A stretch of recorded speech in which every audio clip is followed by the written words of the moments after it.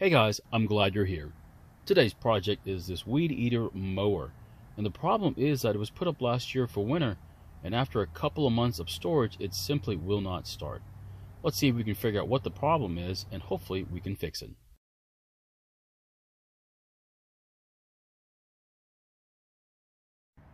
So in this video we try and repair this mower, but this fix may not be the one that you need to make for yours. We'll explore other options later in the video. This lawnmower is practically brand new, and it's hard to see why it would have these sort of problems already. I wonder if there's a problem with the fuel that they put in there. If it was put up with some gas in the tank, moisture can sometimes collect at the bottom of the fuel tank and keep the engine from starting. And unfortunately there is zero gas inside the tank, so we'll just have to move on and check to make sure that the engine still runs. But before we do that, I want to fix this brake handle, and for some reason it was put on upside down.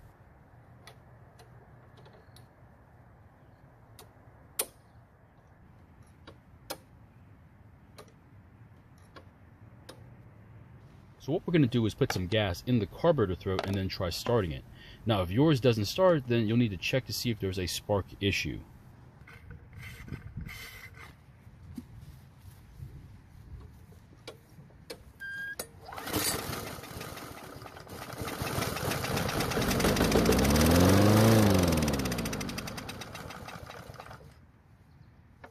Well, it started, but it came up to speed rather slowly.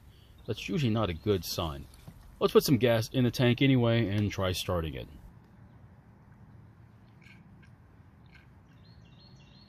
Well, it looks like the carburetor is leaking some gas out of it, so we'll definitely have to inspect the carburetor later on.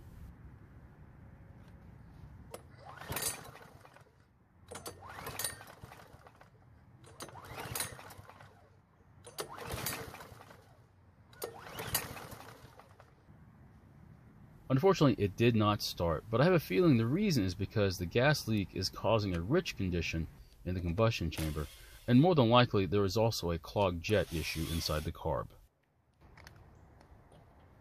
So what we want to do first is take the air filter cover off and then remove the carburetor so we can inspect it. I expect things to be pretty clean in here because this thing is rather new. Another reason why your mower may not be starting is ring damage. This could be due to poor maintenance or possibly even oil contamination due to gas leaks, possibly like this one.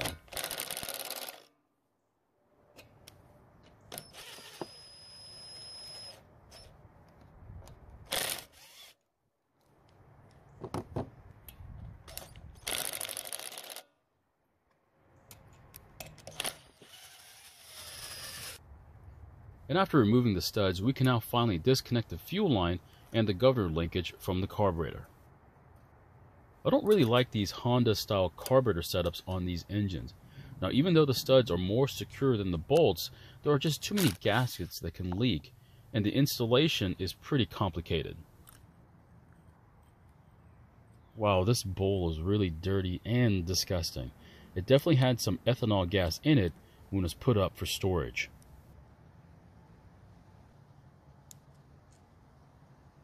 After removing the jet, it's pretty obvious that this thing is going to be clogged up. Just use some wire to clear the jet.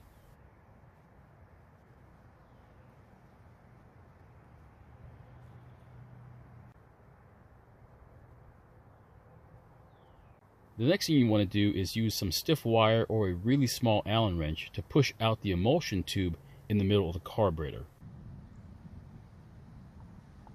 And once it's out, use the same small wire from before to clear any of the holes in it. You can also use some carburetor cleaner to remove any residue on the tube.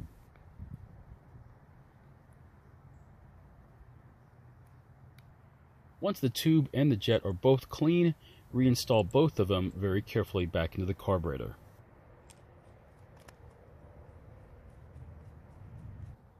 Now it's time to clean the bowl. I'm going to use a wire brush for this part. More than likely, this carburetor will need to be replaced in the future, but I want to try and clean it and make sure that the rest of the engine works like it should before I do that.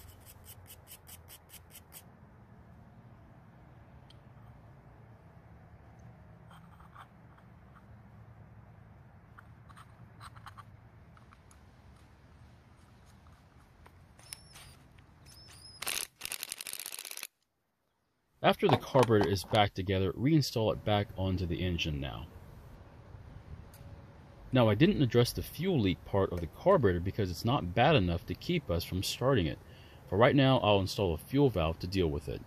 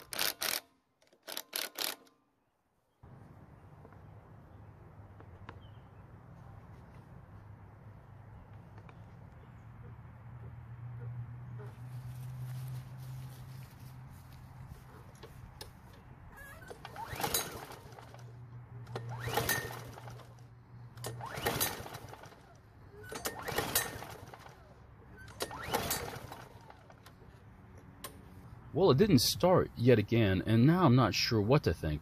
I did forget to check the oil, so let's do that real quick before we continue on. Okay, so the oil was low, but there's yet another problem. It also smells like gas. I'm not sure if the gas leak was a recent occurrence, or did it happen from day one from the factory. If the gas is leaking into the engine, then what it'll do is it'll thin out the oil and reduce the oil's ability to act as a lubricant and hurt the engine.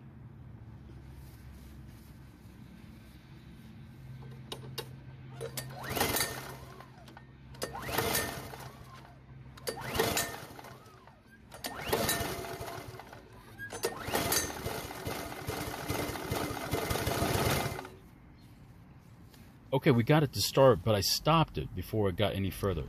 I'm a little worried because when it starts, it's really slow to get up to speed, which is not normal. I'm going to do a compression test on the engine and figure out if it's low.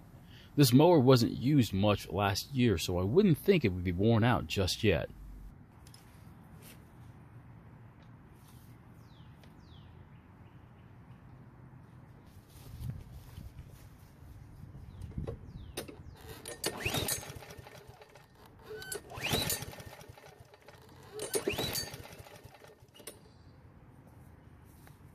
Okay, the first attempt showed the compression to be a little low.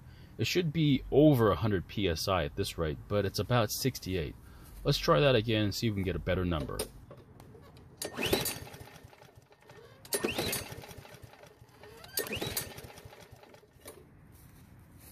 Well, unfortunately, the compression looks to be a little low, but since this is an overhead valve engine, let's go ahead and check the valve lash and see if it's off, and maybe it'll affect the overall compression.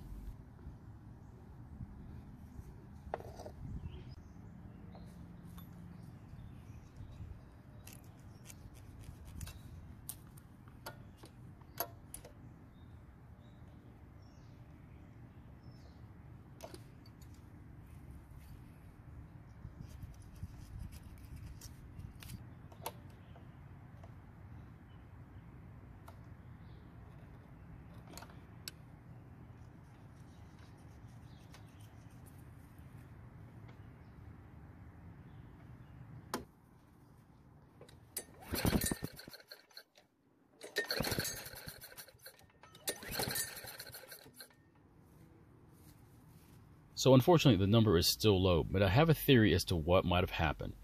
I think the carburetor was slowly leaking gas into the engine after the first use.